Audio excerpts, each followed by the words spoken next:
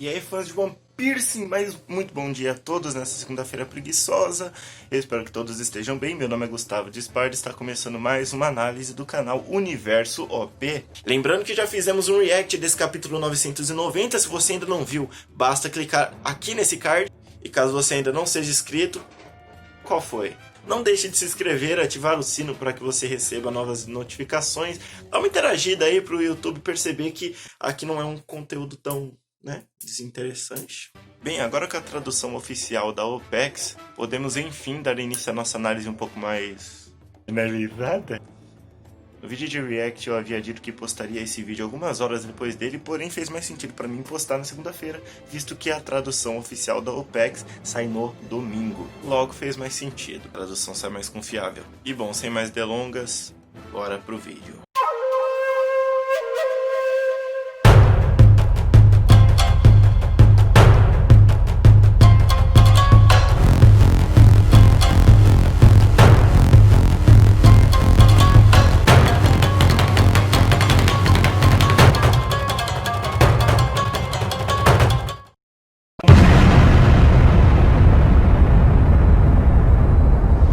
Bom, povinho, vamos à análise então do capítulo 990 a 10 capítulos do capítulo 1000, começando com a incessante capa Ou Minha Família Gangbang, volume 34. Seguro firme, a mama nos contou. Nosso pai era um homem teimoso que nunca desistia, não importava quantas vezes fosse chutado. Onde a gente vê que pelo menos toda essa parte do Pound não foi realmente no fim as aceitaram como o pai delas, o que possivelmente poderá dar um fim a esse arco entre elas e o Pound. Eu só me pergunto se no fim dessa capa de fato seremos levados a algum ponto mais decisivamente marcante, ou se vai terminar em um felizes para sempre e seguiremos com pedidos de capa em seguida. Eu gostaria, por exemplo, de um adiantamento, pois quem sabe não vem aí a coleção de capa do Caesar Claw, não é mesmo? Que não vemos desde a liberação do mesmo pela aliança temporária passada de Luffy e Bag lá na perseguição dos piratas da Big Mom e o Holy Cake. O ápice dessa capa é o pequeno charuteiro com um tentão lá atrás, ó.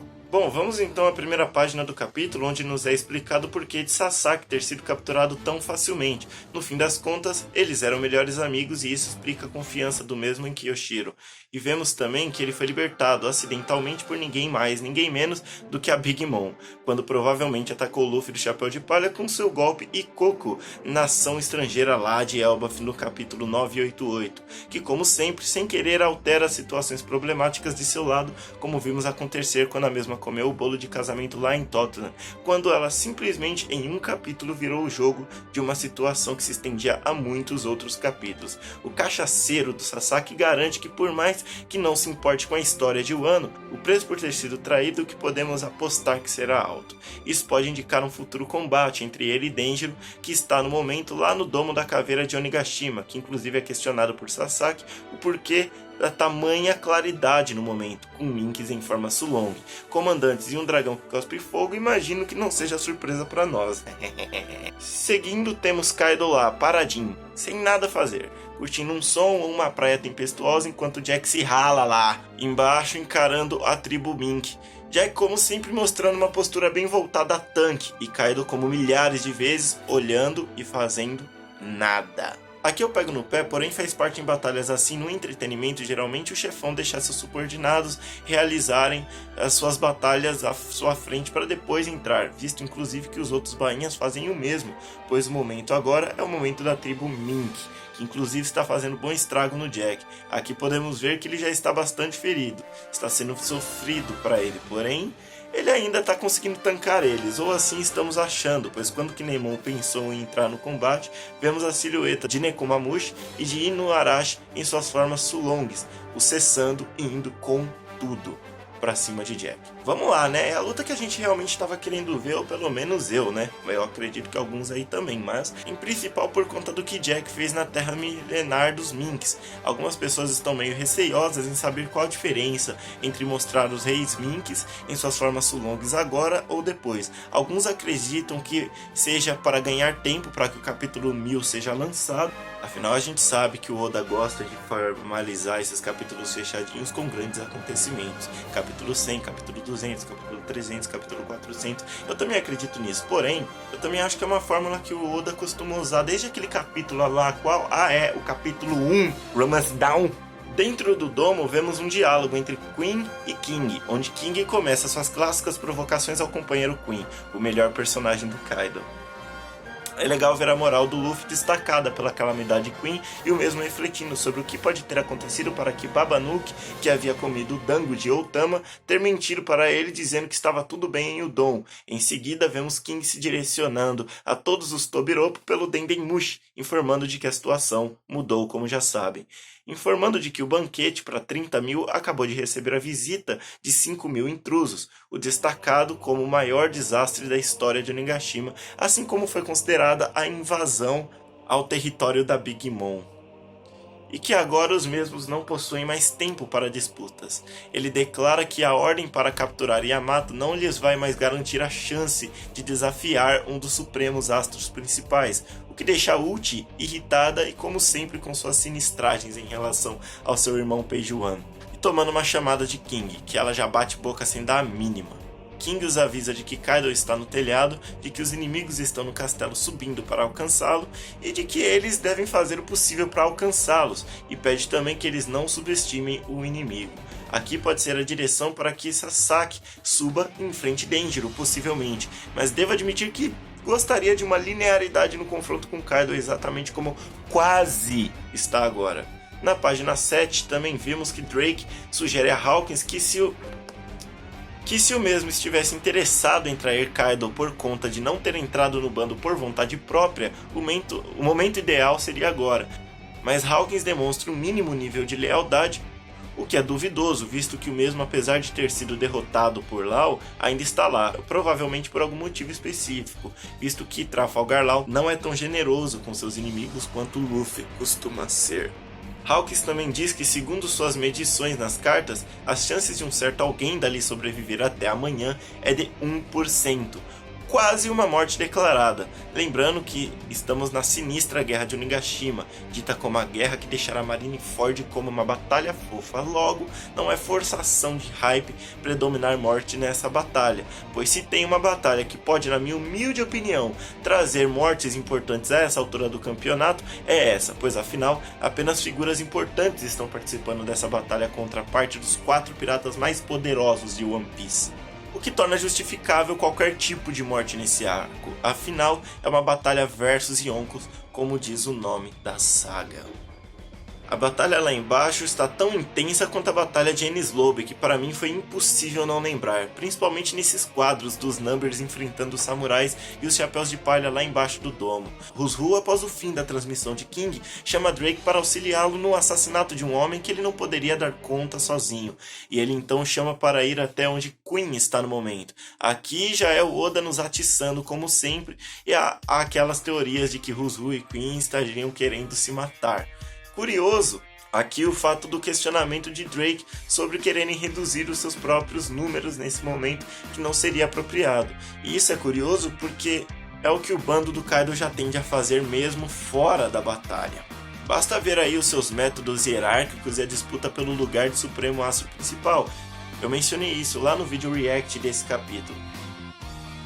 E Hawks, como sempre, apenas observando a espreita. A batalha lá embaixo está cada vez mais intensa e violenta. São os Numbers avançando contra a alianças enfrentando ferozmente, os ninjas da Oni Wambanshu enfrentando os bandos da Yakuza. Enquanto isso, temos o líder do esquadrão de ninjas, o Fukurokujo, quieto e paciente observando, até passar a se deslocar a um outro local, o que chamou a atenção de um de seus companheiros.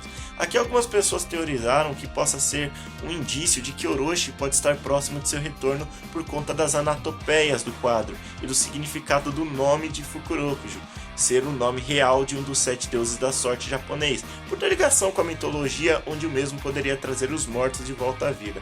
Porém, sendo sincero, ele está em meio a uma batalha muito acirrada, logo para mim faz total sentido esses gritos serem daqueles que estão em meio à batalha e não do Orochi retornando. Por mais que eu também acredite que o Orochi possa vir voltar à vida por conta da sua fruta, né? Não é a fruta da Hydra, porém é a fruta do Yamata no Orochi, que da mesma forma você precisa cortar todas as cabeças para que ele morra, porém só não vai crescer mais no lugar. Isso não muda o fato de que ao comer uma Akuma no Mi ele se torna Yamata no Orochi e não apenas se personifica. Vemos aí a batalha tornando-se cada vez mais bruta, com os samurais tentando de todas as formas tirar um dos Numbers do caminho, furando seus pés e voando para todo lado. Os samurais pretendem abrir caminho para os chapéus de palha, poupando as forças dos mesmos para os grandes nomes inimigos. Aqui vale ressaltar o quanto o Luffy está badass nesse quadro junto com o bando. Acho que se o Oda tivesse desenhado o Luffy exatamente dessa maneira no último quadrinho do capítulo anterior, a cena teria sido ainda mais bonita do que já foi. É quando um dos Numbers se prepara para acertar os samurais. Porém, Zoro magnificamente corta sua clava como se não fosse absolutamente nada. E Luffy os diz para não se forçarem tanto, assumindo a frente de batalha contra os monstros demoníacos falhados. Jinbei já manda o pedaço cortado da flava que vinha em direção aos aliados para longe. Aqui foi muito interessante ver o Luffy ressaltando que realmente são como Wars. A gente ficou meio em dúvida em relação às estruturas dos monstros, mas como eu havia dito no review do capítulo passado, no fim era tudo uma questão realmente de quadros, pois o quadro onde vemos eles lá de cima atacando os aliados destaca de fato a semelhança com as batalhas de Enies Lobby, justamente pelos tamanhos insanos daquela batalha. Luffy destaca de que por mais que sejam parecidos com Wars e de que naquela época precisaram de todo o bando para vencer o Wars, hoje as coisas são diferentes. E sendo assim, já vai pra cima do Number no seu magnífico Gear 4. Por que será que o vovô Ryo está tão pensativo em relação a Luffy no Gear 4? Lembrar tanto a figura de um Mio, o deus guardião das divindades budistas que lutam contra demônios, conhecido como Reis da Clareza, conhecimento e sabedoria. Quando li, pensei comigo que isso fosse uma forma de Oda destacar uma de suas referências que haviam sido deixadas passadas, que havia passado um pouco batido entre os fãs. Porém, lembrei-me de que isso já foi mencionado antes por Ryo. Será isso um indício de algo que esteja por vir de Luffy e seu poder? Aguardemos. Em paralelo a isso, Drake está sendo atacado por Queen e por Who's Who, que no fim armaram uma armadilha para pegar o Drake, do qual eles já sabiam que havia sido responsável pela fuga de Trafalgar Law na prisão da capital das flores. Aqui é o Oda quebrando teorias alheias, mostrando novamente a trairagem cotidiana no meio da pirataria, onde em um momento alguns são aliados e no outro são inimigos. Também achei interessante o Hawkins nessa cena, pois não me dei conta a princípio, mas de fato, se Hawkins estava lá, o que o Drake pensou? Que ele também não ficaria meio irritado com o que lhe aconteceu? Se bem que pela nova tradução dá a entender que mesmo Hawkins não tinha confirmação de que foi Drake quem libertou Law, por mais que não tivesse dúvidas de fato. Vai ver, foi logo após Hawkins estar desmaiado ou sem o mesmo ver. Queen e Who's Who estão putos da vida com Drake, dizendo quão vergonhoso foi o mesmo ter estado entre eles. Drake lhes diz que prefere morrer a lhes dizer quem ele é de fato, o que está planejando, ou se está sozinho ou não. O Queen fala para ele que com suas torturas ele consegue quebrar o espírito de qualquer um, o que convenhamos cá entre nós a gente sabe que não é bem assim, não é mesmo? De repente, Drake sai quebrando tudo e refletindo sobre o que ele pode fazer naquela situação. Para onde ele vai? Para onde ele vai correr? O mesmo provavelmente não terminou sua misteriosa missão na Sword. Como poderia voltar para a marinha e deixar tudo aquilo para depois? É quando ele ataca o Juki, o demônio Number 10, e em conjunto com o Kong Gun de Luffy que estava destroçando outro Number. Essa parte eu tenho que admitir que o orgulho de fanboy bateu muito. Ver que Drake, que não conhecemos tanto ainda, realmente deu importância às palavras de seu companheiro Kobe, do qual conhecemos bem, falando do quão Luffy é incrível, e o ver como uma possível esperança para sua situação foi realmente demais. Ver Drake pedindo para lutar ao lado de Luffy, além de reacender ainda mais o desejo dos fãs de ver a pior geração junta enfrentando os Yonkous, ainda nos traz mais uma de suas alianças piratas temporárias em meio a essa saga versus Yonkou, que pelo visto é um pacote completo de alianças do tipo. É claro que já viriam alguns memes prontos de Drake para a tripulação e etc. Mas gente, sinceramente, esqueçam isso, pelo amor de Zeus. Drake é um membro do grupo secreto da Marinha Sword, com membros como Kobe e possivelmente Helmepo no meio. Drake é um marinheiro que, pelo visto, além de leal, ainda por cima é um excelente ator. Vemos a aliança surpresa do porquê Drake atacou um dos Numbers, e Luffy, sem entender bulhufas do que está acontecendo, o narrador questionando se irão de fato se aliar. E bom, aqui termina o capítulo com o anúncio de que semana que vem não teremos capítulo, infelizmente, mas teremos a tão aguardada novel do Ace, agora desenhada em mangá pelo Boit, o autor de Dr. Stone. Falaremos sobre isso na semana que vem então. Compromisso marcadinho com vocês. Vão por mim, eu já li a novel do Ace e ver isso adaptado em mangá vai ser simplesmente muito maneiro. Bom pessoal, por hoje é só, eu espero que vocês tenham gostado desse vídeo. Se vocês gostaram, deixem um like aqui embaixo. Se não gostarem, deixem o dislike, né? Isso me ajuda muito, principalmente por ser um canal novo. E comentem aí embaixo o que vocês acharam dessa possível nova aliança do Drake com o Luffy. E o Rusru e o Queen, será que era tudo fachada mesmo? Ou os dois realmente não se trombam? Quantos numbers ainda veremos? E a silhueta dos reis Minks, hã? Quando é que a gente vai ver eles de fato? O Kaido vai ficar lá parado olhando sem fazer absolutamente nada por mais quantos capítulos? E as expectativas para a adaptação da novel A, que para quem não sabe é o nome da novel do Portgas de Ace. Se possível, compartilhem com os amigos o canal. E ressaltando, não deixem de seguir as redes sociais do Universo OP, Facebook, Instagram, TikTok. E por aqui fico eu. Provavelmente o próximo vídeo será uma biografia do nosso protagonista e capitão do bando dos Chapéus de Palha, Monkey D. Luffy. Contando toda a sua história sobre quem ele foi antes de partir para o mar aos seus 17 anos e tornar-se o homem conhecido como o quinto imperador dos mares do Novo Mundo, ok? Um ótimo dia todo, nos vemos no próximo dia e falou!